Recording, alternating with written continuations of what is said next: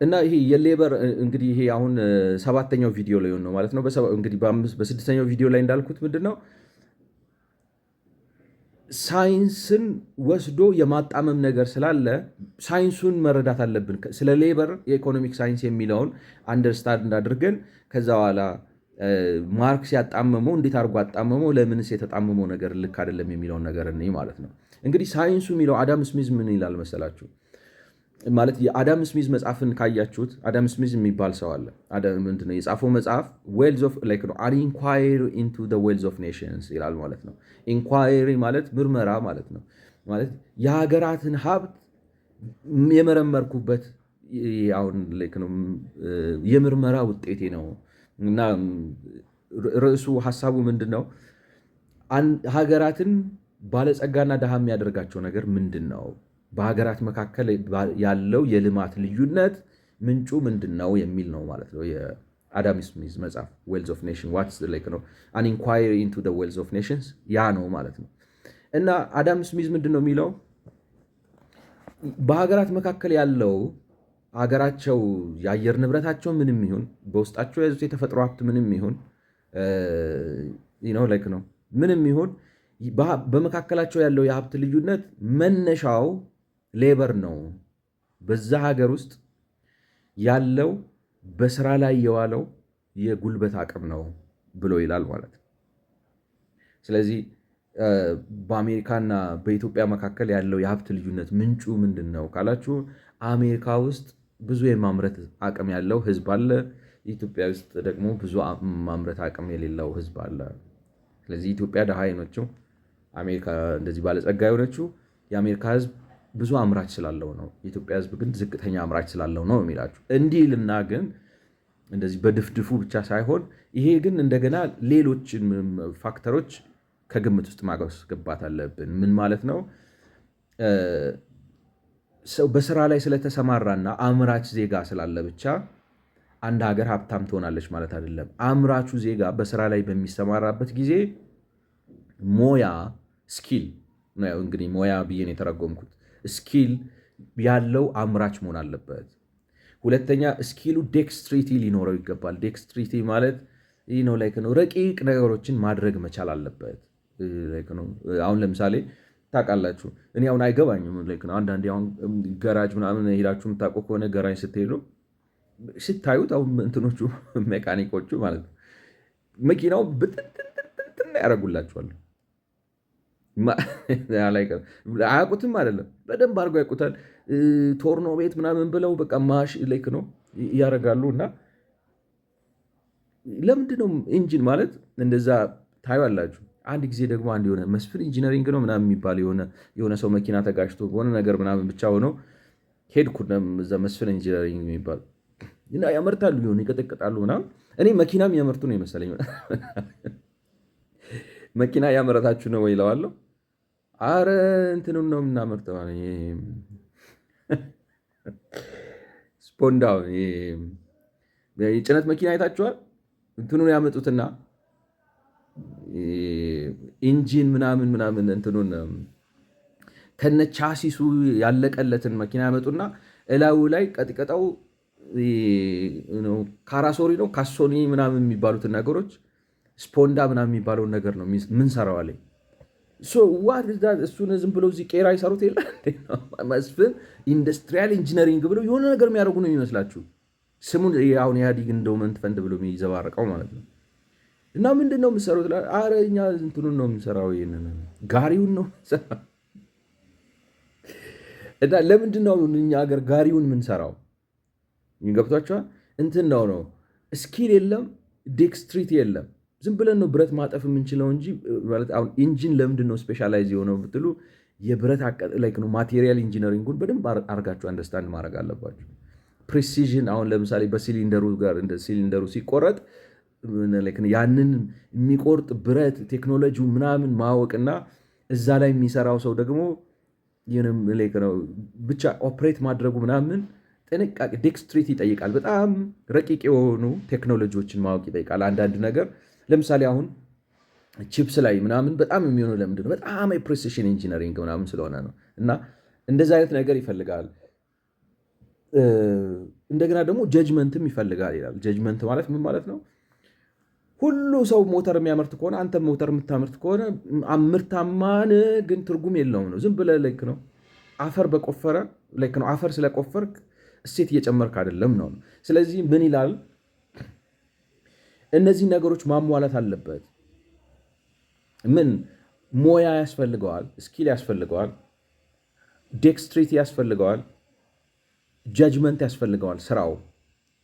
እንደገና ደግሞ አምራቹ ሰው የሚያመርተው ምርት በልኩ ከኮንሳምሽኑ በጣም ወይም ከፍጆታው በጣም መብለጥ አለበት። እነዚህ ነገሮች ከተሟሉ ማለት አንድ ሀገር ስኪላቸው በጨመረ ቁጥር፣ ዴክስትሪቲያቸው በጨመረ ቁጥር፣ ጀጅመንታቸው በጨመረ ቁጥር አምራቾቹ ማለት ነው እና ደግሞ የነዚህ አምራቾች ቁጥር ከሚፈለገው ከፍጆታው አንጻር በጣም እየላቀ በሄደ ቁጥር ያ ሀገር በጣም እያደገ ማለት ልማቱ ከፍተኛ ይሆናል።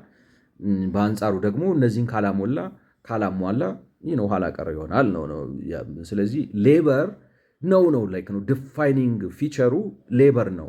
ለምሳሌ አሁን እንደዚህ ሲባል እንግዲህ ላይክ ነው አንዳንድ ሰዎች ለምሳሌ ሳውዲ አረቢያ ላይክ ነው ብትሄዱ ፕሪሲዥን ኢንጂነሪንግ ቀርቶ ውትድርናውን ራሱ በስነስርዓት አይሰሩም ነው የሚባለው አሁን ካልተሳሳትኩ ነው። ስለዚህ ወታደር ራሱ ሊቀጥሩ ይችላሉ ማለት አሁን ፋይተር አሪፍ ፋይተር ላይክ ነው የአሜሪካ መሳሪያ ነው የሚታጠቁት፣ ሀብታም ናቸው። ግን ፓይለቶቻቸውን አውሮፕላኖቻቸውን ኦፕሬት የሚያደርጉላቸው የፈረንጅ ፓይለቶች ናቸው ይባላል። ገብቷቸዋል። በራሳቸው ላይክ ነው ምልላችሁ ነው ኢኮኖሚያቸውን የሳውዲ አረቢያ ኢኮኖሚ አሪፍ ኢኮኖሚ ነው ያላቸው በኢኮኖሚ ደረጃ። ግን ዜጎቻቸውን ስታያቸው ፕሮዳክቲቭ አይደለም። እንዲያውም አይዶን ነው ሰምታችሁ ከሆነ አሁን መሐመድ ቢን ሳልማን መጥቶ ዳይቨርሲፋይ እናደርገው ኢኮኖሚውን ፕሮዳክቲቭ። ምክንያቱም የነዳጅ በጣም በአብዛኛው በነዳጅ ላይ ነው የተመሰረቱት። ስለዚህ አሁን ኒዮን ሲቲ የሚባለው $2 ትሪሊየን ምናምን አውጥቶ እንደዚህ በ2 ኪሎ ሜትር እንደዚህ ሰፍቶ እንደዚህ የሚለው ከተማ ኢንዱስትሪያል ቤስ ለመፍጠር ምናምን ዳይቨርሲፋይ አድርገው እንደ ዱባይ አይነት ኢኮኖሚ ለመስራት እየተንቀሳቀሱ ነው። ነው የራሳቸው ፕሮጀክት 2030 ነው እንደዚህ የሚባል ፕሮጀክት አላቸው። ሰፊ በጣም ብዙ ማለት ከየሀገሩ ኤክስፐርት አምጥተው ምናምን ያሰራሉ። እና አንዳንድ ሰዎች ምን ይላሉ? ሳውዝ አፍሪካ እዚህ የደረሰ ይቅርታ ሳውዲ አረቢያ እዚህ የደረሰችው ፕሮዳክቲቭ ሆና ነው ወይ ይሏቸዋል። ግን ፕሮዳክቲቪቲ አይነት አለው። የግድ ለምሳሌ የሳውዲ አረቢያ ሕዝብ ሁሉ ተሰብስቦ ፋብሪካ ገብቶ ፋብሪካ የሚያመርት መሆን የለበትም።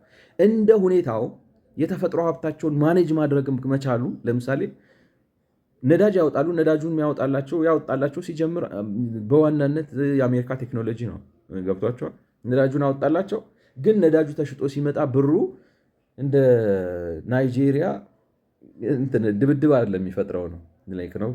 ሳምሃው ከናይጄሪያ በተሻለ ማኔጅ ማድረግ ችለዋል ሀብታቸው። ስለዚህ ሌበር አለ። ያንን ሀብት ትርጉም የሰጠው የሆነ ሌበር አለ። እንደዚሁም ኖርዌይ ላይ ብትሄዱ ኖርዌዮች ደግሞ የኖርዌይ ኢኮኖሚ ደግሞ ከሳውዲ አረቢያ በጣም አድቫንስድ የሆነ ኢኮኖሚ ነው። ማለት ድሃ መሆን ራሱ እስቲ ድሃውን እናሳይ። እስር ቤታቸውን ራሱ አይታቸዋል። በጣም ማለት ለእያንዳንዱ እስረኛ አንድ ቪላ ምናምን የሚሰጥበት አይነት እስር ቤት ያላቸው ነው። እና እነሱም በጣም የተፈጥሮ ሀብት አላቸው። ይሄ የተፈጥሮ ጋዝ የሚባልና ኦይልም አላቸው። እና እነሱ ደግሞ ምንድነው የሚያደርጉት? ኦይሉን ሸጠው አምጥተው ሶቨሪን ፈንድ የሚባል አቋቋመው። ልክ እንደ ሃርቫርድ ዩኒቨርሲቲ በሄጅ ፈንድ ምናምን ማኔጅ እያደረጉት ከዛ አውጥተው ለሀገሩ ዲስትሪቢዩት ያደርጋሉ ምናምን። በጣም ኤፊሽንት የሆነ ዌልዝ ማኔጅመንት አላቸው። የሚገብቷቸው ማርኬት ሌድ የሆነ ግን በቢሮክራሲ ኤፊሽንሲ የሚመራ ዌልዝ ማኔጅመንት ስላላቸው ድህነት በጣም ሬር ነው። ላይክ ነው አይ ዶንት ቲንክ አሁን ኖርዌይ ውስጥ ሄዳችሁ የሚበላ የሚጠጣ የሚለበስ የሚኖርበት ቤት ያጣ ምናምን ድሃ ለማግኘት የአእምሮ በሽታ ምናምን ኖሮበት ካለ መስጠቀር ማግኘት የምትችሉ አይመስልም። እና ምን ልላችሁ ነው? ሀብት የተፈጥሮ ሀብት ቢኖርም ያን የተፈጥሮ ሀብት ማኔጅመንቱ ራሱ ስኪል ነው፣ ሌበር ነው። ስለዚህ ሀብትና በሀገራት መካከል ያለውን ሌበር የሚወስነው ምንድነው? የልማት ደረጃ የሚወስነው ምንድነው? የሌበሩ ስኪል፣ ዴክስትሪቲ፣ ጃጅመንት እና ደግሞ ሪላቲቭ ፕሮዳክቲቪቲው ከሪላቲቭ ኮንሳምፕሽኑ ወይንም አንጻራዊ ምርታማነቱ ከአንጻራዊ ፍጆታው አንጻር ያለው እንትን ነው ማለት ነው። ምክንያቱም አሁን ለምሳሌ ኢራንን ብታዩ ከሳውዲ አረቢያ ጋር ተመጣጣኝ ነዳጅ ክምችት ነው ያላት። ግን ኢራን ኢኮኖሚ ሳይሆን የሆነ የእግዚአብሔር ውትድርና ላይ ናቸው ማለት ኢዝላ ላይ ነው የአላህ ፈቃድ በማስፋፋት ነው እንጂ ሀገራቸውን በማልማት ላይ አይደለም የተጠመዱት። ስለዚህ በቃ ኒውክሌር ካልክ ነው አሁን ይታያችሁ እንግዲህ ኒውክሌር የማምረት መብቴን ተፈጥሯዊ መብቴ ነው እኔ ለጦርነት አይደለም ለኤሌክትሪክ ነው ማመርተው ብለው ከአሜሪካ ጋር እና ከእስራኤል ጋር ሰጣ ገባ ገብተው ሀብታቸው ዝም ብሎ መሬት ውስጥ የተኛ ነው ኬጅ ውስጥ የገባ አንበሳ ሆኖባቸው ገብቷቸዋል። ሀገራቸውን ግድል እያደረጉት ነው። ለምን? ይሄ ነው እኮ ነው ሌበር ማለት እኮ ይሄ ነው። ሌበሩ ነው የሚወስነው። የሌበሩ ኳሊቲ ነው በአንድ ሀገር እና በሌላ ሀገር መካከል ያለውን የብልጽግና ልዩነት የሚወስነው። አንዳንዴ ሀብትም ቢኖር ትርጉም የለውም። ያ ሀብት በጥበብ መመራት አለበት፣ በእውቀት መመራት አለበት። ምክንያቱም ሳውዲ አረቢያ ከአሜሪካ ጋር ሰላም ሆነው ዘንጠው ይኖራሉ። ገብቷቸዋል።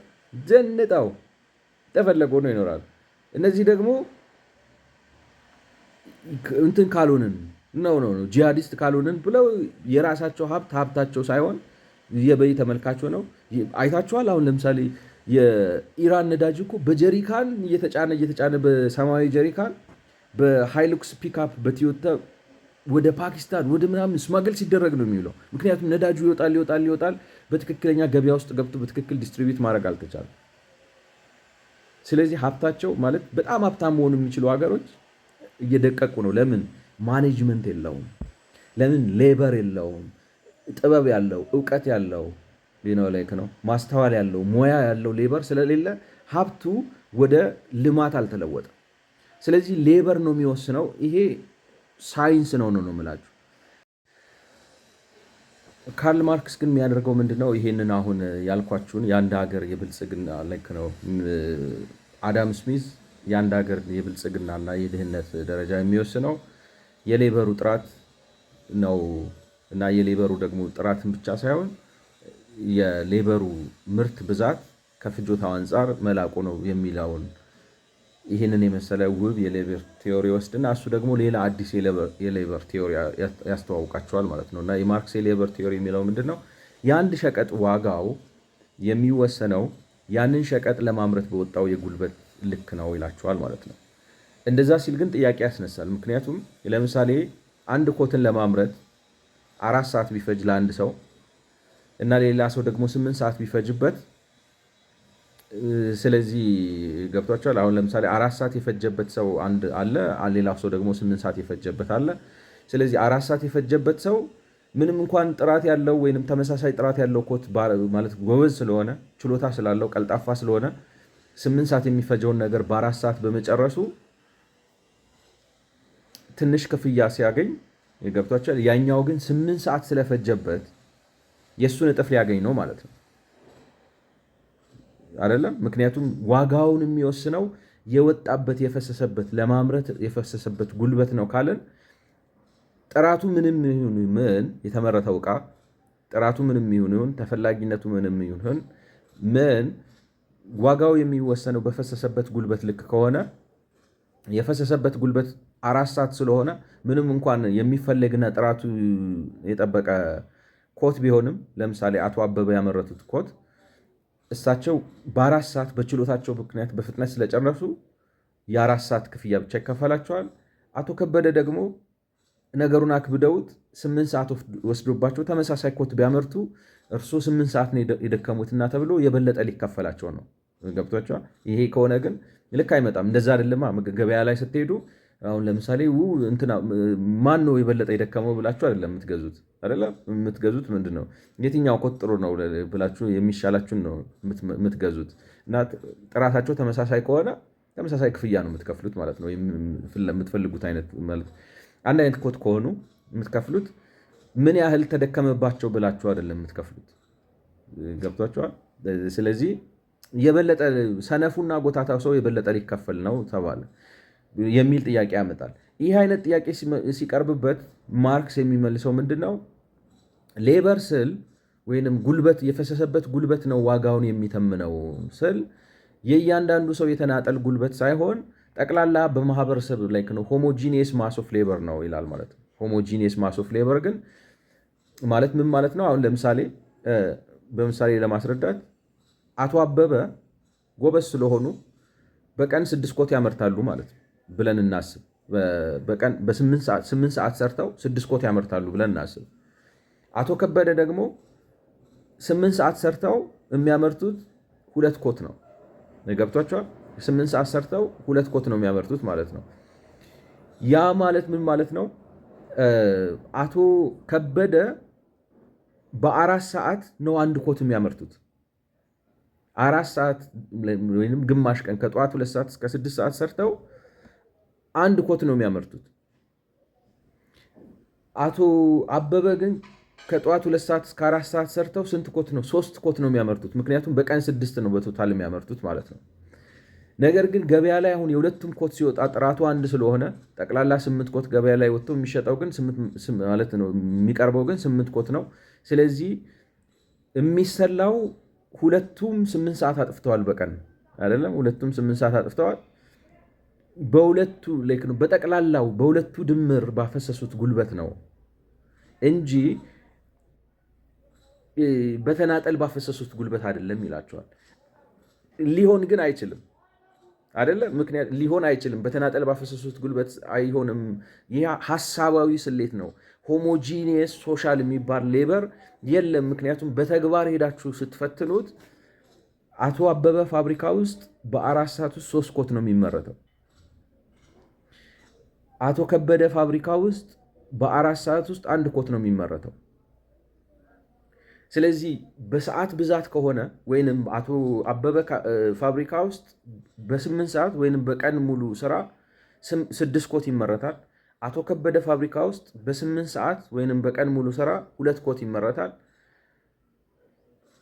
ሁለቱም 8 ሰዓት አጥፍተዋል አይደለም። ሁለቱም አቶ አበበም አቶ ከበደም ሁለቱም 8 ሰዓት አጥፍተዋል። ያመረቱት ምርት ግን አንደኛው 6 ኮት ነው፣ አንደኛው 2 ኮት ነው። በጋራ እንደ ማህበረሰብ ካየናቸው በጋራ 8 ኮት ነው ያመረቱት ማለት ነው፣ 8 ሰዓት አጥፍተው። ነገር ግን የአቶ ከበደ 8 ሰዓት እና የአቶ አበበ 8 ሰዓት እኩል ፕሮዳክቲቭ አይደለም። ስለዚህ ዋጋው ገበያ ላይ ሲወጣ ለምሳሌ የሁለቱም ኮት እኩል ቢሸጥም 100 ብር ቢሸጥም እጃቸው የሚገባው ብር ግን አቶ አበበ ጋር የሚገባው ብር 600 ብር ሲሆን አቶ ከበደ ጋር የሚገባው ብር 200 ብር ነው። ይሄ በጣም ግልጽ ነገር ነው። ምንም ማስረጃም ብዙም ውስብስብ ነገር የሚያስፈልገው አይደለም። ማርክስ ግን ምን ይላል? ነው በተናጠል ስለምታስበው ነው። ደምርና አስበው ነው። ሁለቱም 8 ሰዓት አፍስሰው በአጠቃላይ የ800 ብር ኮት ገበያ አምጥተዋል። ስለዚህ የእያንዳንዱ ኮት ላይ አንዳንድ ሰዓት ነው የፈሰሰበት ብለን አስበን ገብቷቸዋል። እያንዳንዱ ኮት ላይ አንዳንድ ሰዓት ነው የፈሰሰበት ብለን ነው ማሰብ የምንችለው። አንዳንድ ሰዓት ፈሶበት ግን በአንድ ሰዓት የተመረተ ሁለቱም ጋር እኩል አይመረትም። አንድ ላይ ነው፣ ሃይፖቴቲካል ነው። በአንድ ሰዓት ሁለቱም አንዳንድ ኮት አላመረቱ። ምክንያቱም አቶ ከበደ በተግባር ያመረቱት በአንድ ሰዓት የአንድ ኮት ሩብ ወይንም በ4 ሰዓት 1 ኮት ብቻ ነው ያመረቱት።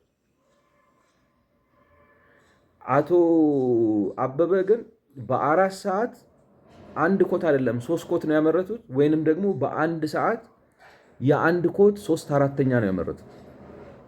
ስለዚህ የኮቱ ዋጋ የተወሰነው በፈሰሰበት ጉልበት አይደለም፣ በሌላ ነገር ነው የተወሰነው።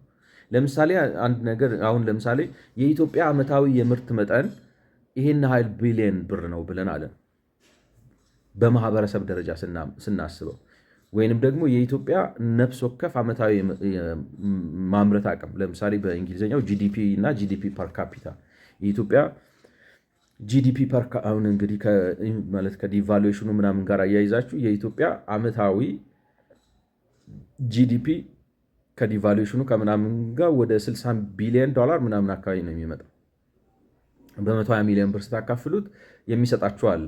ያ ማለት ምን ማለት ነው? እንግዲህ ከሞላ ጎደል አሁን $1000 ቢመጣ ማለት ነው። $1000 ቢመጣ እያንዳንዱ ኢትዮጵያዊ በአመት $1000 ያመርታል ማለት ነው። ላይክ ነው። ጂዲፒ ፐር ካፒታ ማለት አመታዊ የምርት መጠን ለነፍስ ወከፍ ሲካፈል ማለት ነው። ለእያንዳንዱ ኢትዮጵያዊ ሲካፈል እያንዳንዱ ኢትዮጵያዊ የነፍስ ወከፍ ገቢው ይሄ ነው ማለት ግን እያንዳንዱ ኢትዮጵያዊ በአመት $1000 ያገኛል? አያገኙ። ላይክ ነው። ዝም ብላችሁ ሃይፖቴቲካሊ በምሳሌ ደረጃ ነው እንጂ የምትሉት ወይንም በዛ ላይ ተመስርታችሁ ለምሳሌ ማርኬት ፕሪዲክት ማድረግ አትችሉ። የኢትዮጵያ የነፍስ ወከፍ ገቢ $1000 ነው። ስለዚህ ለእያንዳንዱ ኢትዮጵያዊ ማለት ነው ነሰሰት የሆነ ነገር ይህንን ይፈልጋል ብላችሁ ማርኬት ብትሰሩ ማርኬቱ ፌል ነው የሚያደርገው። ምክንያቱም እያንዳንዱ ኢትዮጵያዊ አሁን ባለው የውጭ ምንዛሬ ለምሳሌ 125 ብር ብታደረጉት እያንዳንዱ ኢትዮጵያዊ በአመት 125 ሺህ ብር ዋጋ ያለው ነገር ያመርታል ወይም ገቢ ያለው ብሎ እንደማሰብ ማለት ነው። እያንዳንዱ ኢትዮጵያዊ ግን አያም ላይክ ነው። እንደዛ ብላ ማስላት ትችላላችሁ። ምክንያቱም የሀገሪቱን በሙሉ ምርት ወስዳችሁ ለህዝቡ ስታካፍሉት እንደዚ አይነት ቁጥር ይሰጣችኋል። ያ ቁጥር ግን ያለው በምንድን ነው? በምናብ ነው እንጂ በተግባር የለም። ምክንያቱም እያንዳንዱ ኢትዮጵያዊ ጋር ያንን አክል የማምረት አቅምና አምራችነት የለም። በሀገር ደረጃ የተመረተው ግን ሲካፈል ያን ይሰጠናል ማለት ዝም ብላችሁ በምናብ ሃይፖቴቲካሊ ነው። ዝም ብዬ አሁን ከመሬት ተነስቼ 5 ሲካፈል 2.5 ይመጣል ማለት የሆነ 5 ምን ዝም ብሎ ምናብ ነው የሌለ ነገር ነው። ገብቷቸዋል። ስለዚህ ማርክስ የሚለው ይሄ ሆሞጂኒየስ ማስ ኦፍ ሌበር ሶሻል ሌበር የሚለው ኤግዚስት የሚያደርግ ነገር አይደለም፣ የሌለ ነው። ያለው ምንድን ነው? አቶ ከበደ በ8 ሰዓት 2 ኮት ያመርታሉ።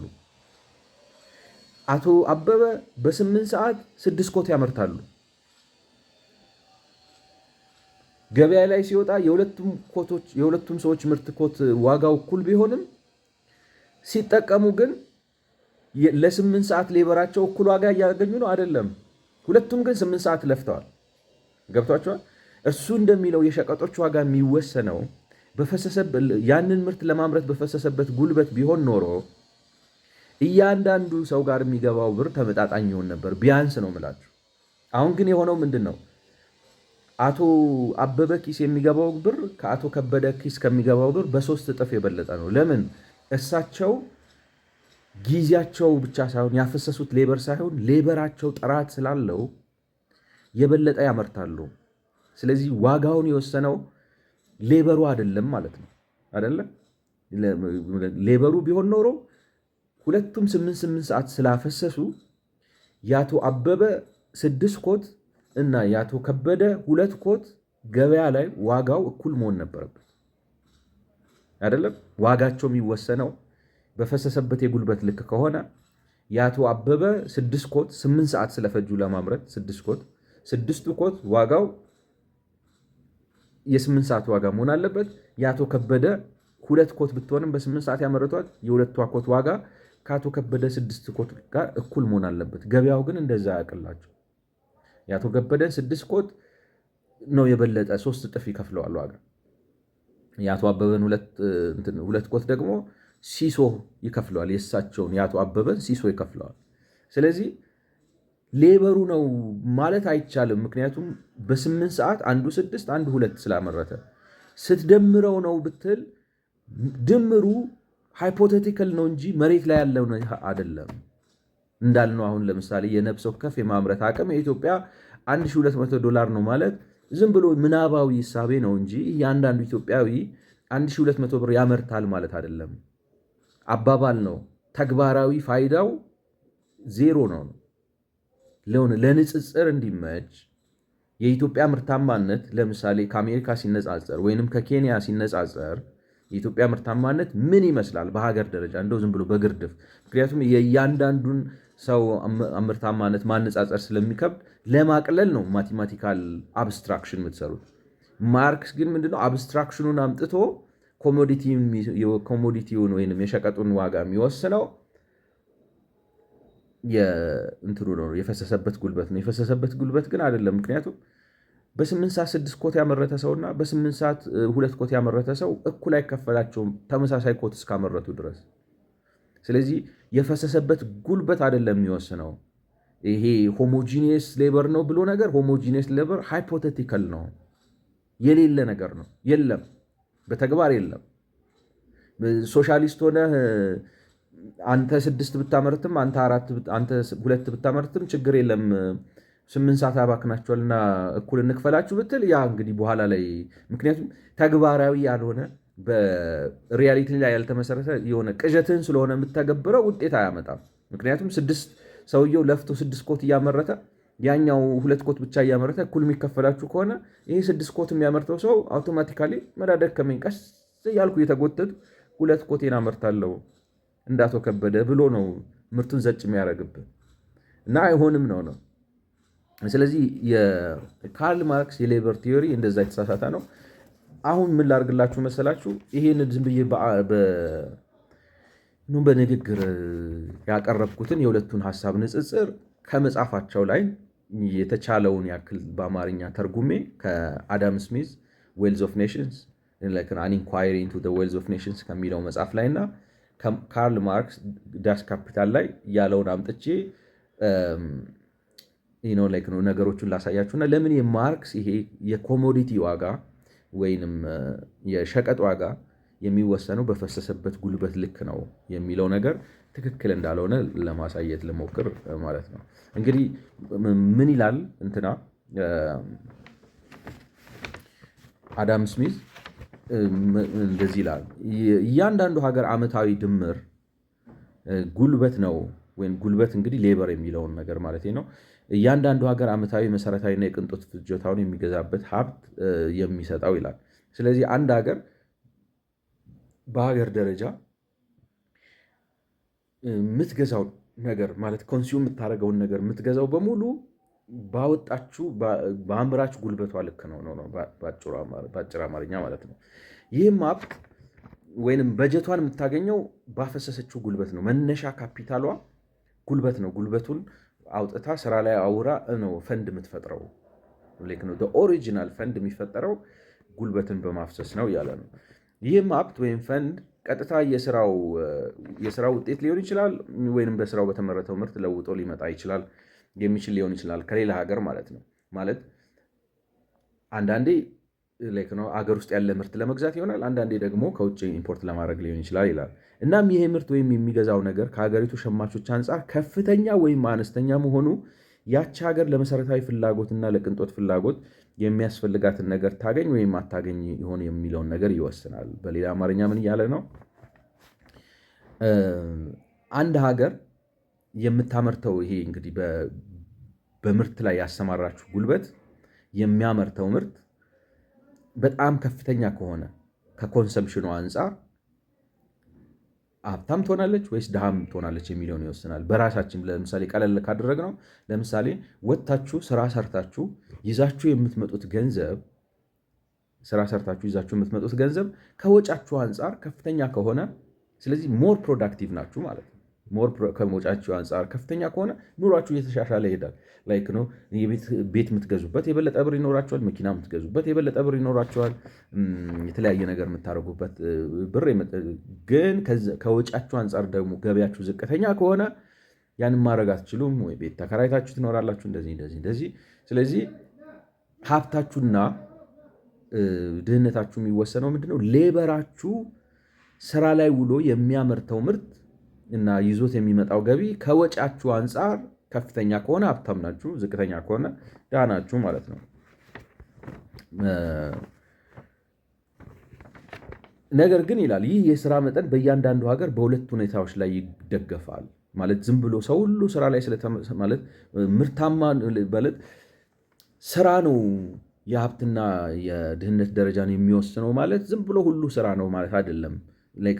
የስራው አይነት እና ባህሪውን የሚወስኑ ነገሮች አሉ እና አንድ ሰው ሀገሬው በስራው ላይ ሲሰማራ ይዞ በሚሰማራው ችሎታ ወይም ስኪል የችሎታው ረቂቅነት ወይም ዴክስትሪቲ እና ስሌት ወይም ጀጅመንት ነው አንዱ የሚወስነው። ዝም ብለን ሁሉም ሰው ስራ ላይ ስለሆነ ምርታማ እንሆናለን ማለት አይደለም። ማለት የተፈለጉ ላይ ምርታማ እንሆናለን ማለት ብቻ ሳይሆን የኑሮ ደረጃችን ይሻሻላል ማለት አይደለም። ያ የምንሰማራበት መስክ ማለት ስኪል የሚጠይቅ መሆን አለበት፣ ዴክስትሪቲ ያለው መሆን አለበት፣ ጥበብ የተሞላበት መሆን አለበት። ወይንም ደግሞ ችሎታ የችሎታ ረቂቅነት እና ስሌት ይጠይቃል ነው። እንደገናም ደግሞ ሀገራዊ ምርታችን ኮሌክቲቭሊ የምናመርተው ምርት ሌቨሬጅ ተጠቅመን በጣም ከመብዛቱ የተነሳ ከእንትኑ ሸማቹ ከፍጆታው በጣም መላቅ አለበት። ቅድም እንዳልኳችሁ ገቢያችሁ ከወጫችሁ አንጻር ከፍ ካለ ማለት ሰርታችሁ የምታመጡት ነገር ከወጫችሁ አንጻር ከፍ ካለ እየተሻሻላችሁ ትሄዳላችሁ ማለት ነው። ይህንንም ለማስረዳት ቆንጆ ምሳሌ ይጠቀማል ማለት ነው። ይህንንም ለማስረዳት ቆንጆ ምሳሌ ይጠቀማል። ምን ይላል? እያደኑና አሳ እያሰገሩ ብቻ በሚኖሩት አረመኔዎች። አረመኔ የሚለው ቃል እኔ እንግዲህ በአማርኛ ማለት ሳቬጅ የሚለውን የእንግሊዝኛ ቃል ነው አረመኔ ብዬ የተረጎምኩት ማለት ነው። አንዳንዴ ሳቬጅ፣ አንዳንዴ ባርቤሪያን ይባላሉ። ስለዚህ አረመኔ ማለት እሱ ነው እና እያደኑና አሳ እያሰገሩ ብቻ በሚኖሩት እንግዲህ እነዚህ አዳኝና ፍራፍሬ ለቃሚ አይነት በጣም ኋላ ቀር የሆነ ማህበረሰብ ነው። ቤዚክ ፕሪሚቲቭ ሶሳይቲ ላይ ህዝብ መካከል እያንዳንዱ ለስራ ዕድሜው የደረሰ ሰው አንዳች አይነት ጠቃሚ የሚባል ስራ ላይ ተሰማርቷል ማለት። እንደዚህ አይነት ማህበረሰብ ውስጥ ብትሄዱ ብዙ ጊዜ የሚሆነው ይላል እድሜው ለስራ የደረሰ ሰው ካገኛችሁ ስራ ላይ ተሰማርቷል፣ ቢዚ ነው ማለት። ያልተሰማራበት የስራ መስክ ልክ ነው፣ ቢዚ ነው። በቃ ሲጎደፍር ነው የሚውለው። አሳ ሲያጠምድ፣ ፍራፍሬ ሲለቅም፣ ወደዛ ሲሄድ፣ ሲያድን፣ ሲሸከም፣ ሲያመጣ ልክ ነው። በቃ አቅሙ ለስራ የደረሰው ሰው በሙሉ ስራ ላይ ተሰማርቷል። እናም በሚችለው መልኩ እንደርሱ ማለት በሚችለው መልኩ በእርጅና ከእድሜ ለጋነት ወይም ከበሽታ ምክንያት ለማደን ወይም አሳ ለማስገር ያልቻሉትን ልክ እንደርሱ እነዚህ ነገሮች እንዳያደርጉ ማለት እድሜ ከልክሏቸው ሊሆን ይችላል። እድሜ ስንል እርጅና፣ አንዳንዴ ደግሞ በጣም ልጆች ሆነው ለማደንና አሳ ለማስገር እና እንደዚህ አይነቱን ሃርድ ላይፍ የማይችሉ ይሆናል። ወይ ልጅ ናቸው፣ ወይ በጣም አርጅተዋል፣ ወይ ደግሞ በጣም ታመው አልጋ ላይ ስለቀሩ ይህን ማድረግ የማይችሉትን ሰዎች ያልቻሉትን የቤተሰቡን ወይ የነገዱ ወይ የትራይቡን አባሎች ሰዎች ለቅንጦትና ለህይወት የሚያስፈልጋቸውን ነገር ለማቅረብ የሚችለውን ያደርጋል። ይሄ በስራ ላይ የተሰማራው ሰውዬ እነዚህን ሰዎች ለማገልገል በቃ የሚችለውን ያደርጋል ማለት ነው። እነዚህ አረመኔ ሳቬጅ ህዝብ ግን ችጋራም ድሃ ናቸው ማለት። አንኤምፕሎይመንት ምንድን ነው? ስራ አጥነት ዜሮ ነው። አሁን ለምሳሌ እንደዚህ አይነት ማህበረሰብ ውስጥ ብትሄዱ ስራ አጥነት የሚባል ነገር የለም። ስራ አለ ሁሌ፣ ሁሉም ተቀጣሪ ነው። አንኤምፕሎይመንት ዜሮ ነው። ግን አንኤምፕሎይመንት ዜሮ መሆኑ የኢኮኖሚ እድገት ደረጃቸው ከፍ ብሏል ማለት አይደለም። እንዲያውም ችጋራም ድሃ ናቸው ይላል። ወይም በእንግሊዝኛው ሚዝራብሊ ፑር ከመሆናቸው የተነሳ አንዳንድ ጊዜ በእጦት ምክንያት ጨቅላ ህፃናቶቻቸውን በዕድሜ ያረጁ ዘመዶቻቸውን ወይንም በጠና ታመው ለረጅም ጊዜ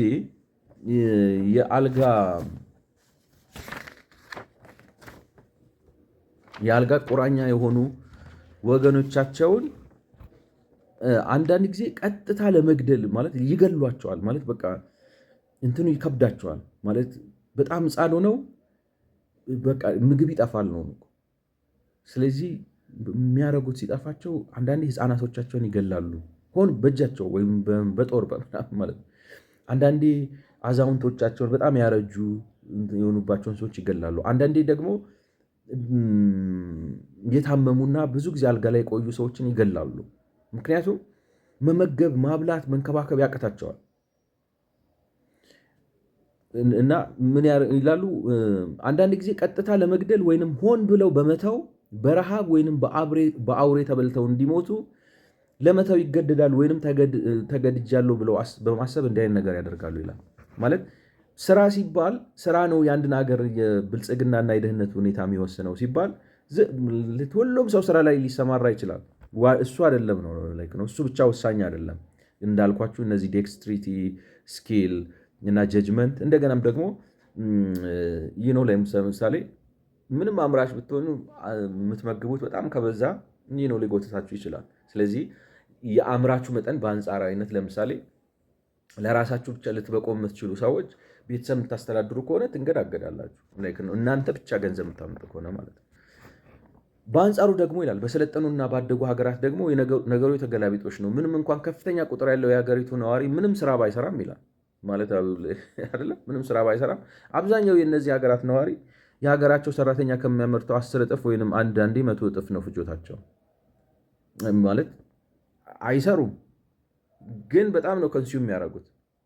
ነገር ግን በጠቅላላዊ ማህበረሰብ ምርት እጅግ ብዙ በመሆኑ እና ለህዝቡ በቂ ምርት የሚያቀርብ በመሆኑ በዚህ ሀገር የሚኖሩ በጣም ዝቅተኛውን ስራ የሚሰራ አንድ ሰራተኛ ትጉ ሰራተኛና በመጠን የሚኖር ከሆነ አንድ አረመኔ ሊያገኝ ከሚችለው መሰረታዊና የቅንጦት ዕቃ በላይ ያገኛል ይላል። ማለት ሰለጠነ በሚባለው ማህበረሰብ ውስጥ ላይክ ነው። እነዚህ በአረመኔዎቹ መካከል እድሜው ለስራ የደረሰ የማይሰራ ሰው የለም። ስለዚህ በአንጻሩ በጣም ኢምፕሎይመንት አለ። አንኢምፕሎይመንት በጣም ዝቅተኛ ነው።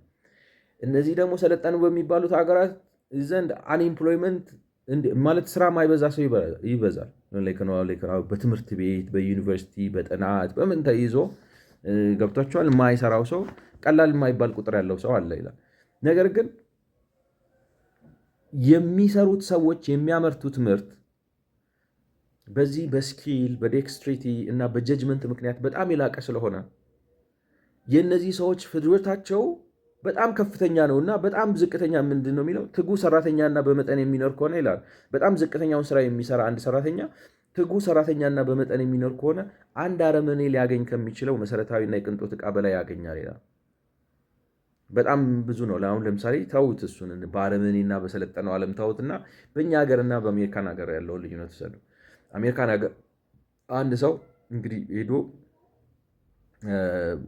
ኡበር ቢነዳ ወይንም ደግሞ ዌትረስ ቢሰራ አሜሪካን ሀገር ዝቅተኛ የስራ ደረጃ ነው። ላይክ ነው ኡበር መስራት ማለት ታክሲ መስራት እና ማስተናገድ መስራት በአንጻራዊነት ዝቅተኛ የስራ ደረጃ ነው። የሚያገኙት ኑሮና የሚኖሩት ኑሮ ግን እኛ ሀገር ዶክተር ከሆነው ሰው በላይ ሊሆን ይችላል። እንዲያውም ዶክተሮች ሊሆኑ ይችላሉ። አሜሪካን ማለት ሰዎች እኮ ዶክተሬታቸውን የኛ ሀገር ጥለው ሄደው አሜሪካን ሀገር ርካሽ ስራ እየሰሩ ይኖራሉ። ለምን? በዛ ሀገር ያለው የማምረት አቅም በግለሰብ ደረጃ ማለት ስኪል ስላለው፣ ሙያ ስላለው፣ ዴክስትሪቲ ስላለው ወይንም ረቂቅነት ስላለው እና ሌበር ምንድን ነው ጀጅመንት ስላለው በጣም ብዙ ያመርትና ኮንሰምፕሽኑ ትንሽ ይሆናል። ማለት ምንድነው ከኮንሰምፕሽኑ አንጻር በጣም ያትረፈርፋል። ስለዚህ አንድ ኡበር የሚሰራ ሰው እና ጥሩ ታታሪ ከሆነ የሚኖርበት ቤት ንጻት፣ የሚለብሰው ልብስ፣ የሚበላው ምግብ ምናምን እኛ ሀገር የሆነ ክፍል ኃላፊ የሆነው ማለት በቢሮክራሲው በደረጃ ምናምን ብታዩት በቃ የተከበረ ሰው ሆኖ የሚኖረው ሰውዬ የሚኖረውን ኑሮ እጅግ የሚያስገነዳ ኑሮ ነው የሚኖረው። ትንሽማ ከፍ ቢል ተውት እና ይሄ ነው ብሎ ነው እንግዲህ ቅድም ዝም ብዬ ማስረጃ ሳላቀርብ ዝም ብዬ በአፍ ያብራራችሁ ነገር የሚለው ይሄን ነው አዳም ስሚዝ የሚለው ማለት ነው። ካርል ማርክስ ግን እንዳልኳችሁ እችን ይወስድና ነው ማለት ያበላሻታል። በተለይ ደግሞ ሆሞጂኒየስ ማስ ኦፍ ሌበር ነው ብሎ ሆሞጂኒየስ ማስ ኦፍ ሌበር የሚባል ግን ኮሌክቲቭ የለም። ምክንያቱም ኢንዲቪጁዋል ነው አልቲሜትሊ ኢንዲቪጁዋል ነው። ኢንዲቪጁዋል ሲሆን ደግሞ በሁኔታዎች ይወሰናል እና ችግር ይፈጥራል ነው። ምን ይላል ካርል ማርክስ? ጠቃሚ እሴት ወይንም ዩዝ ቫሊዩ ወይንም አንድ ጠቃሚ ቁስ ጠቃሚ የሆነው ሰው ጉልበቱን አፍስሶ ጠቃሚ እንዲሆን ስላደረገው ነው። ምንም ጥያቄ የለውም። አንድ ነገር ጠቃሚ የሆነው ለምሳሌ ጫማችሁ ጫማ ሆኖ የምትጠቀሙበት ለምንድን ነው? ስለተመረተና የሰው እውቀት ስለፈሰሰበት ነው። ግን ያ ብቻ አይደለም ያንን ጫማ ዋጋውን የሰጠው። ካርል ማርክስ ግን ሊለው የሚፈልገው ምንድን ነው? ለዛ ጫማ ዋጋውን የሰጠው የፈሰሰበት ጉልበት ነው። እናም በሰው ጉልበት ምክንያት ጠቃሚ የሆነው ይሄ ዕቃ ዋጋው እንዴት ሊለካ ይችላል ይላቸዋል። ጠቃሚ ያደረገው ነገር የፈሰሰበት ጉልበት ነው። እሱ ያስማማል። ጠቃሚ ያደረገው የፈሰሰበት ጉልበት ነው ማለት ግን ዋጋውን የሚወስነው የፈሰሰበት ጉልበት ነው ብቻ ማለት አይደለም። እና መልሱ ግልጽ ነው። እሴት በሚፈጥረው ነገር ዋጋ መሰረት ነው። ያም ማለት ያን ቁስ ወይም አርቲክል ለማምረት በወጣው ጉልበት the labor contained in the article ነው ይላል ማለት ነው በእንግሊዝኛው። the labor contained in the article ነው ወይንም ያንን ቁስ ለማምረት በወጣው ጉልበት ነው። ይሄ ግን ችግር አለው ቅድም እንዳልኳችሁ። እናም የሸቀጥ ዋጋው የሚወሰነው እሱ ራሱ ይህንን ጥያቄ ይጠይቃል። እናም የሸቀጥ ዋጋው የሚወሰነው በፈሰሰበት ጉልበት መጠን ከሆነ ማለትም ለማምረት በወሰደው ሰዓት ከሆነ አንዱ ሙያ አልባና ጎታታ ሰራተኛ የሆነውን ነገር ለማምረት ረጅም ጊዜ ስለወሰደበት የእርሱ ምርት ከሙያተኛውና ቀልጣፋው ይልቅ ሊወደድ ነው። ምክንያቱም ቅድም እንዳልኳችሁ የሚወሰነው በጉልበት ከሆነ በፈሰሰበት አንድ ነገር ለማምረት በፈሰሰው ጉልበት ከሆነ የፈሰሰ ጉልበት ደግሞ የሚለካው በሰዓት ከሆነ ስለዚህ አንድ ሰው ስለማይችል ስለዘገየና 2 ሰዓት ማለት አንድ ሰው ስለማይችል በቀን 2 ኮት ስላመረተ ሌላኛው ደግሞ በቀን 6 ኮት ስላመረተ 2 ኮት ያመረተው ሰውዬ የበለጠ ሊከፈለው ነው ወይ ነው? ምክንያቱም 2 ኮት አምርቶ የ6 ኮት ዋጋ ይዞ መሄድ ከሆነ የበለጠ የተጠቀመ ነው። ነገር ግን እንደሱ ማለት አይደለም። ነገር ግን ጠቃሚም ነገር ለማምረት የሚያስፈልገው ጉልበት የስራ ሰዓት መጠን ማለት ነው ስንል የአንድ ሰው የተናጠል የስራ ሰዓት መጠን እያለን ሳይሆን በአንድ ማህበረሰብ ውስጥ ካለው ጠቅላላ ጉልበት አንጻር ነው። which means ማለት አሁን የኮቱን ዋጋ የሚወስነው በተናጠል ያወጡት ጉልበት ሳይሆን ምክንያቱም በተናጠል እንዳልነው ለምሳሌ በ4 ሰዓት አቶ አበበ በ4 ሰዓት 3 ኮት ያመርታሉ። አቶ ከበደ ግን በ4 ሰዓት 1 ኮት ነው የሚያመርቱት። እሱ ልዩነቱን ታውት ይላል። እሱ ሳይሆን በጠቅላላ በማህበረሰብ ደረጃ ባወጡት ሰዓት ነው ማለት እንግዲህ ሁለቱም 4 ሰዓት አውጥተው 8 ሰዓት አውጥተዋል። በዛ ነው የሚወሰነው ይላቸዋል። ወይም በእንግሊዝኛው ይላል now the labor however that forms the substance of value is a homogeneous labor expenditure of one labor power ማለት ጠቅልለን እናስበው ይላቸዋል። ይሄ ጠቅልለን የሚታሰበው ሌበር ግን ነን ኤግዚስተንት ነው፣ ዝም ብሎ ቴዎሬቲካል ነው። ምክንያቱም መሬት ስትወርዱ የሚኖረው በተናጠል ነው እንጂ ሌበሩ ገብቷቸዋል በማሳ አይደለም። ምክንያቱም የተለያዩ ሰዎች የተለያየ አይነት ራሱ የሚገርማቸው ይህንን ነገር ያስቀምጠዋል በኋላ ላይ በአንድ ማህበረሰብ ውስጥ የሚመረቱትን ጠቅላላ ምርቶች ለማምረት የወጣው ጠቅላላ ጉልበት ነው አንድ ማህበረሰባዊ ማምረት አቅም የምንለው ምንም እንኳን በርካታ ሰዎች አቅም ድምር ቢሆንም ይላል። ስለዚህ ላይክ ነው ኮሌክቲቭ ፓወሩን ነው ማሰብ ያለብን። ለምሳሌ አቶ አበበና አቶ ከበደ ሁለቱም 8 ሰዓት አጥፍተው በጠቅላላ ስንት ኮት አምርተዋል? 8 ኮት አምርተዋል ማለት ነው። ስለዚህ የአንድ ኮት ዋጋው የ2 ሰዓት ሌበር ነው እያለ ነው። የአንድ ኮት ዋጋው ግን የ2 ሰዓት ሌበር የአንድ ሰው እንደዛ ካለ ምን ሊሆን ነው? የአንድ ኮት ዋጋው የ2 ሰዓት ሌበር ሊሆን ነው ማለት ነው። የአንድ ኮት ዋጋው ግን የ2 ሰዓት ሌበር ከሆነ አይደለም። የአንድ ኮት ዋጋው የ2 ሰዓት ሌበር ከሆነ አቶ ከበደ 2 ኮት አምርተው 8 ሰዓት ፈጅተዋል። ስለዚህ 2 ሰዓት የ4 ኮት ሊከፈላቸው ነው ማለት ነው። ግን ምንም እንኳን ያመረቱት 2 ኮት ቢሆን አቶ አበበ ግን በ8 ሰዓት 6 ኮት አምርተዋል። ነገር ግን በ8 ሰዓት 6 ኮት አምርተዋል። ነገር ግን በማህበረሰብ ደረጃ ይሄ ሆሞጂኒየስ ሌበር ስታደርጉት የአንድ ኮት ማምረቻ ዋጋው 2 ሰዓት ስለሆነ 8 ኮት ቢያመርቱ 6 ኮት ቢያመርቱም የ4 ኮት ዋጋ ነው የሚከፈላቸው ማለት ነው። ስለዚህ አምራቹ ሌበራቸው ማለት ነው ቫልዩ ማለት ብዙ ያመረቱት ሰውዬ የእሳቸው 2 ተወስዶ ለአቶ ከበደ ተሰጥቶባቸዋል። ኢን ሪል ላይፍ በግድ በመሳሪያ አስገድደህ ካልሆነ እንደ ሶሻሊዝም በእውነት ኤግዚስት የሚያደርግ ነገር አይደለም። ስለዚህ ሌበሩን ገበያውን የሚወስነው ምንድነው? ቫልዩን የሚወስነው የፈሰሰበት ሌበር አይደለም ነው ሐሳቡ፣ የኔ ሐሳብ። በመሆኑም ትልቁን የጋራ ማህበራዊ ማምረት አቅም ያመጡት የተናጠለ ዜጎች ጉልበት ተደምሮ ቢሆንም ከዋጋ አንጻር እያንዳንዳቸው ከሌላው ጋር እኩል ናቸው ይላል። which is አይሆንም ነው ከዋጋ አንጻር እያንዳንዳቸው ከሌላው ጋር ተደምረው ያመጡት ቢሆንም ከዋጋ አንጻር እኩል ሊሆኑ አይችሉም። የአንድ ኮት ዋጋ 2 ሰዓት ከሆነ እንዳልኳችሁ አቶ ከበደ 2 ኮት ብቻ አምርተው የ4 ኮት ዋጋ ሊወስዱ ነው በ8 ሰዓት። አቶ አበበ ደግሞ 6 ኮት አምርተው የአንድ ኮት ዋጋ 2 ሰዓት ስለሆነ ገብቷቸዋል። በሰዓታቸው ነው የሚከፈላቸው። ምርታቸውን አናየውም እያለን ነው ማለት ነው። እየነጠልናቸው ነው። ከምርታቸው ነጥለናቸው ያኛው 6 አምርተዋል እርሳው እሱን እንለዋለን። ይሄኛው 2 አምርተዋል እርሳውን። ገበያ ላይ ሲወጣ 8 ኮት በ16 ሰዓት ተመርተዋል። ስለዚህ አንድ ኮት 2 ሰዓት ፈጅቷል። የሰራው አንተ 8 ሰዓት ነው፣ አንተ 8 ሰዓት ነው። ስለዚህ ለአንተም ለአንተም 4 ይሰጣል ነው። which is ግን impossible አይደለም ነው ሌክ ነው። ይሄ ዝም ብለህ በአይምሮ በምናብ ማለት ትችላለህ። ማንም አይከለክልም። በምናብ እንኳን ይሄን ሌላም ነገር ማለት ትችላለህ። እና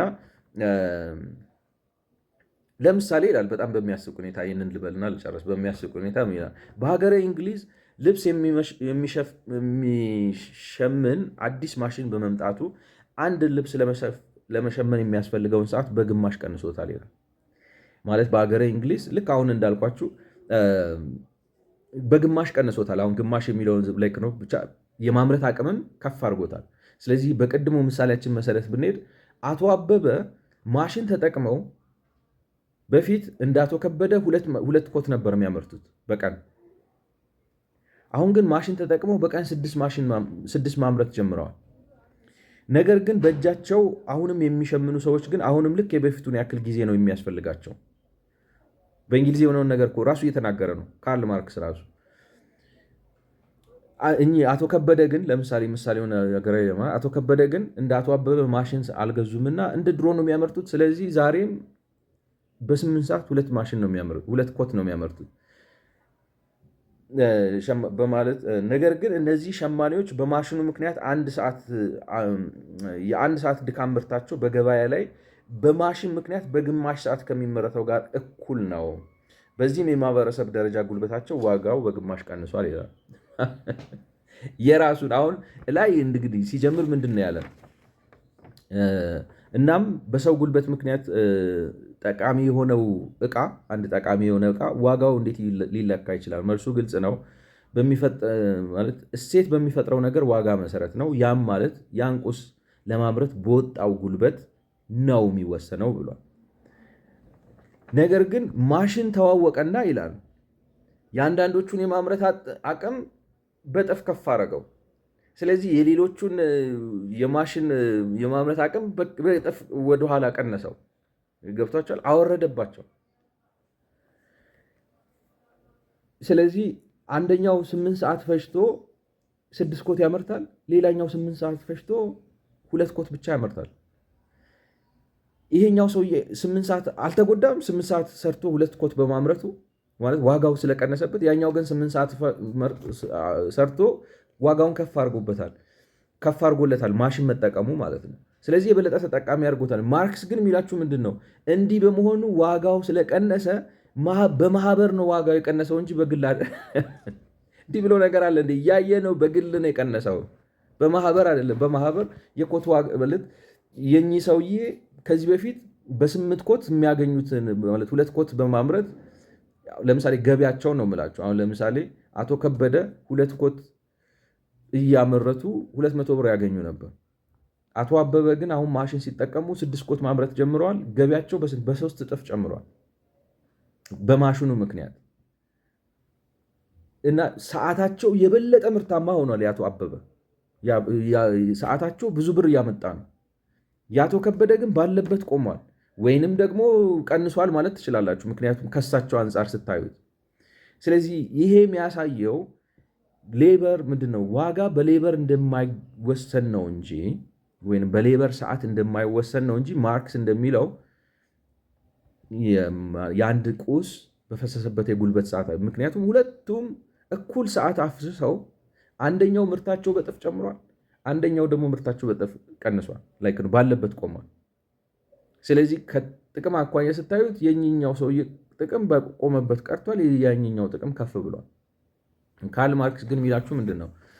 እሱን ማለት ነው ይላችኋል። እና ምን ልላችሁ ነው አሁን እንግዲህ ነገሩን ስታስቡት የሆነ ማለት ሆን ብሎ ብዥታ ፈጥሮ ግራም ያጋባ ነገር ነው ማለት እውነታው የሌለ ነው። ምክንያቱም የሌለ ነገር ይፈጥራል። መጀመሪያ አምጥቶ ሆሞጂኒየስ ማስ ኦፍ ሌበር የሚባል ነገር ይላችኋል። ሆሞጂኒየስ ማስ ኦፍ ሌበር የሚባል ግን የለም። ሆሞጂኒየስ ምክንያቱም ሰው ሆሞጂኒየስ አይደለማ። ለምሳሌ አንድ ነገር ልበልና ለጨረስ ሆሞጂኒየስ ማን ነው? አዳም ስሚዝን እሱ ራሱ ይጠቅሰዋል ማለት ነው። አዳም ስሚዝ ምን ይላል? ለምሳሌ የመርፌ ቁልፍ አምራቾች 10 ሆነው ሲከፋፈሉና ለምሳሌ አንዱ ሽቦውን ቀጥ ሲያደርገው፣ አንደኛው ሲቆርጠው፣ ሌላኛው ደግሞ ሲያጥፈው፣ ሌላኛው ይሄ የመርፌ ቁልፉን መቆለፊያውን ራሱን ሲያስገባ፣ ሌላኛው ካርቶን ሲያስገባውና እያንዳንዷን ነገር እያንዳንዷን ኃላፊነት እያንዳንዷን ስራ ለአንዳንድ ሰው ስትሰጡትና 10ሩን በመስመር ስታያይዟቸው የማምረት እጥፋቸው በሺ ይጨምርና ይላል 10 ሰዎች በቀን 48,000 መርፌ ቁልፍ ያመርታሉ አለ። እንግዲህ እሱ እንዳለው ማለት ነው። ምንም ማሽን ሳይጠቀሙ እነዚህ 10 ሰዎች በቀን 48,000 እንትን ያመርታሉ፣ መርፌ ቁልፍ ያመርታሉ። አንድ ሰው ግን ዝም ብለህ በራስ ብቻህን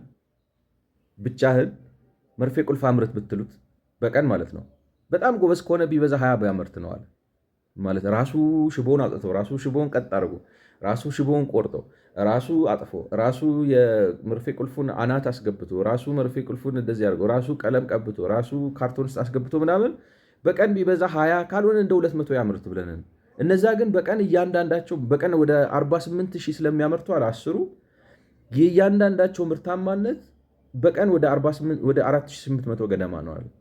ለአንድ ሰው ግን እንደዚህ ዝም ብለህ በሰጠውና ራስ አንተ ብቻን አምርት ብትለው አንድ ምንድን ነው 200 ቢያመርት ነው። በ4,800 እና በ200 መካከል ያለውን ልዩነት አስቡ።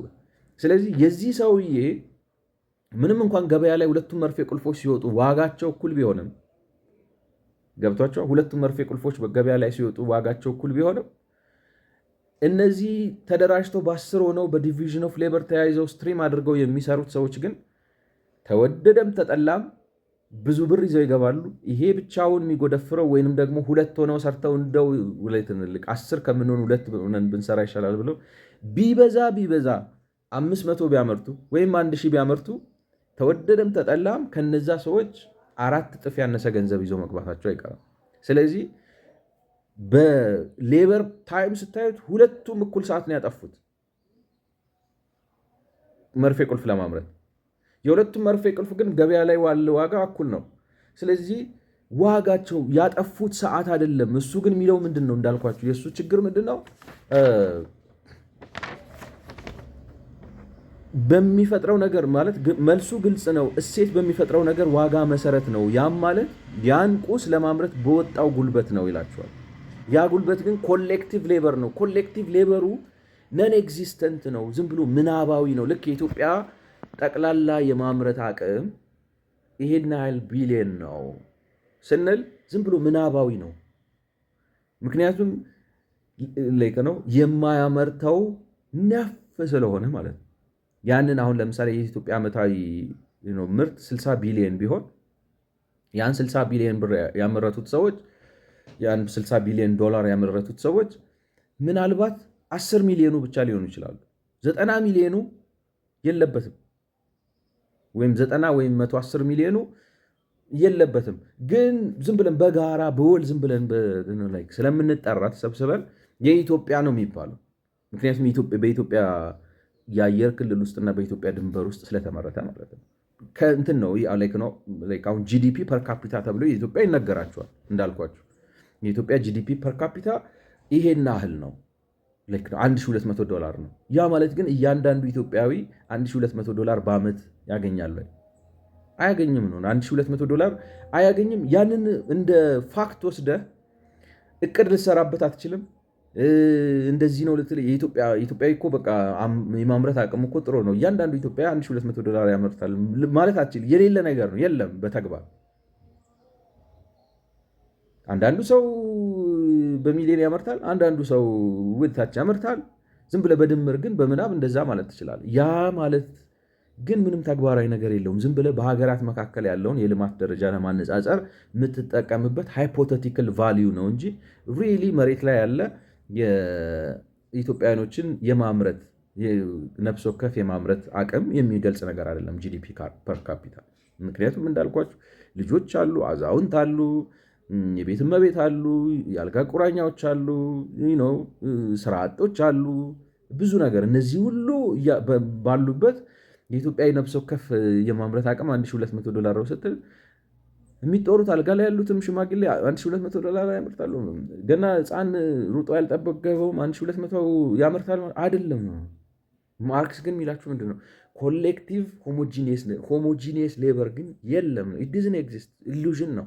አሁን ምንድን ነው ይሄንን አይነት ኢሉዥን አምጥቶ እነዚህ እንከፎቹን ያታላቸዋል። ኮሌክቲቭ ሆሞጂኒየስ ሌበር ነው ይላችሁ።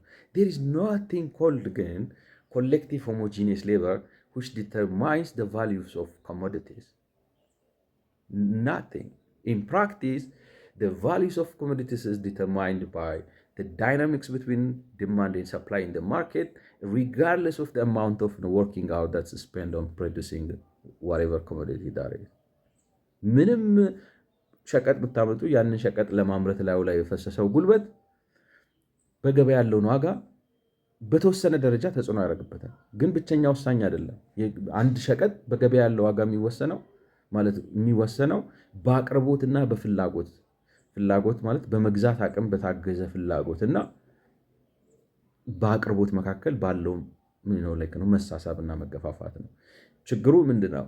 አሁን እንደዚህ አይነት ሆሞጂኒየስ ሶሻል ሌበር ብሎ ብዥታ ይፈጥራል ማለት ነው።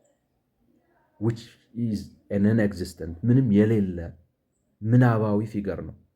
ምክንያቱም ሆሞጂኒየስ ሶሻል ሌበር የለም። እያንዳንዱ ሰው በግለሰብ ደረጃ ነው የሚያመርተው እንጂ እንደ እንትን አይደለንም። እንደ ጉንዳን አይደለም።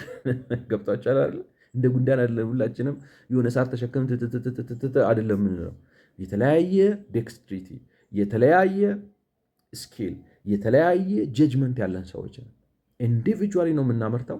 ኦፍ ኮርስ ፕራይሳችን በገበያ ነው የሚወሰነው። በገበያ ሲወሰን ኮት ራሱ ሁለታችንም ኮት አምራች ብንሆን ያንዳንዱ ሰው ኮት እንዲያውም በጥራት እኩል ሊበልጠን ይችላል።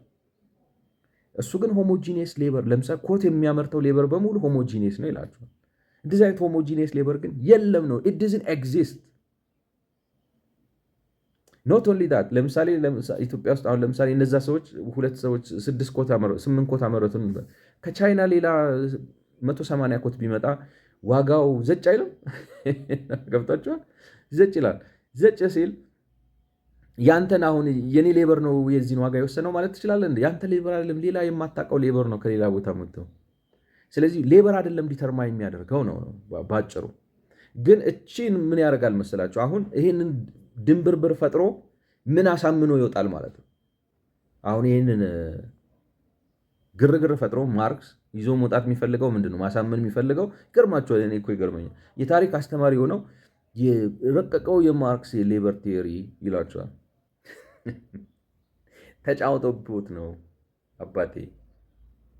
ይሄ ሙላጫ ሌባ ነው ሰውየው። ሌበር ቲዮሪ፣ የማርክስ ሌበር ቲዮሪ ኦፍ ቫሊዩ የሚባል የለም። ኢት ዶዝንት ኤግዚስት። እንደዚህ አይነት ሌበር ቲዮሪ ኦፍ ቫሊዩ የሸቀጦችን ዋጋ የሚወስን ሆሞጂኒየስ የሆነ ሶሻል ሌበር የለም። ያለው የእያንዳንዱ ሰው ሌበር ነው በፕራክቲስ ያለው ማለት ነው። በሚቀጥለው እንግዲህ ስለ ሰርፕለስ ቲዮሪ ደግሞ አወራለሁ። ከዚህ ጋር እያይዞ ስለሚያመጣው ሰርፕለስ ቲዮሪ ስለሰማችሁኝ አመሰግናለሁ። አይ ሆፕ እንግዲህ ምን ያህል ተሳካልኝ አላውቅም፣ ግን ለመግለጽ ሞክሬያለሁ። ስለሰማችሁኝ አመሰግናለሁ። መልካም ጊዜ